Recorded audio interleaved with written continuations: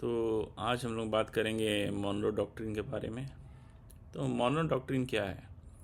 Basically ये उस समय का डॉक्ट्रिन है जब सब जगह कॉलोनीज़ बना करता था। तो जितने भी सारे यूरोपियन नेशंस थे, आपको पता है, वो सब जगह जाके अपने कॉलोनी बनाते थे।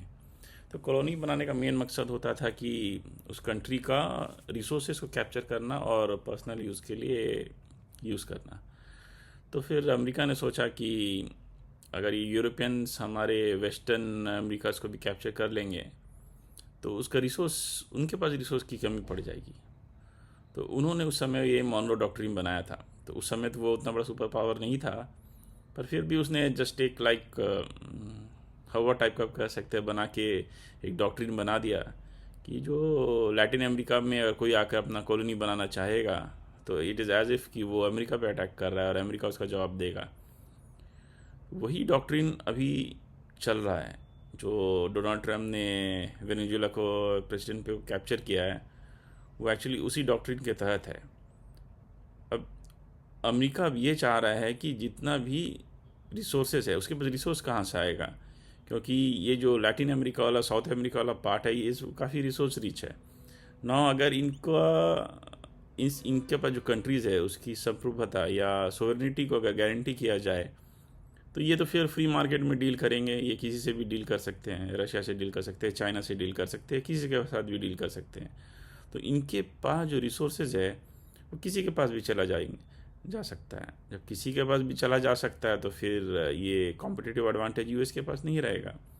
यूएस को सबसे ज़्यादा रिसोर्स कहाँ से मिलेगा? तो उसे लैटिन अमेरिका से ही रिसोर्स चाहिए। अब लैटिन अमेरिका से रिसोर्स चाहिए तो वो फोर्स तो कर नहीं सकते किसी गवर्नमेंट को कि मुझे ही सर आप रिसोर्स बेचो। तो उसके तहत ये मोनो डॉक्ट्रिन आया है। मतलब उसने, ये डोनाल्ड ट्रंप ने मोनो डॉक्ट्रिन को निकाला है और उसे डोनो डॉक्ट्रिन के नाम से यूज़ कर रहे हैं कि अगर कोई इधर इंटरफेयर करेगा लैटिन अमेरिका में तो इट इज़ एज इफ़ कि वो यूएस के साथ इंटरफेयर कर रहा है। इसलिए वो सोच के उन्होंने वेनेजुएला पर अटैक किया, वेनेजुएला के प्रेसिडेंट को रिप्लेस किया है और अपने कंट्रोल में लाया है। इसी तरह से अगर ये उन लोगों को चेतावनी देने के लिए कि कोई भी इन कंट्री से डायरेक्टली डील ना करे, इनसे सिर्फ इसकी रिसोर्सेज सिर्फ यूएस ही यूज़ कर पाए। तो अगर अब आगे से सारा रिसोर्स इनके लिए होगा तो ये एक तरह का कॉलोनाइजेशन ही है, डायरेक्टली इनडायरेक्टली। अब डायरेक्टली इस एज में तो आप कॉलोनी किसी को बना नहीं सकते हैं, वो बहुत ही ज़्यादा कंट्रोवर्शियल हो जाएगा। बट ये इस तरह से दूसरों को वार्निंग दे के कि आप इंटरफेयर ना करें, ये एक तरह का कॉलोनाइजेशन ही हो रहा है। तो अब ये होगा कि जो लोकल लोग हैं, तो जो कॉलोनी में होता क्या है कि जो पावर किसी और गवर्नमेंट, फॉरेन गवर्नमेंट के पास रहता है, और जो डमी गवर्नमेंट होता है वो कंट्री को चलाता है। अब जब डमी गवर्नमेंट कंट्री को चलाएगा तो लोकल पीपल का स्टैंडर्ड ऑफ लिविंग नीचे ही जाएगा, वो ऊपर नहीं जा सकता। तो ये ये ह्यूमन रिसोर्सेज के लिए अच्छा नहीं है, लोगों के लिए, ह्यूमन राइट्स के लिए it's not a good thing.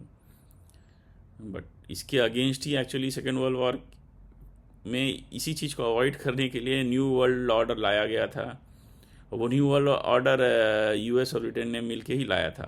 But now US ही अब उसके अगेंस्ट जा रहा है, क्योंकि उसे चाइना एंड रशिया का थ्रेट को काउंटर करना है। तो बस यही है मोनो डॉक्ट्रिन, जिसे अब डोनो डॉक्ट्रिन के नाम से डोनाल्ड ट्रम्प जी लाए हैं। Thank you.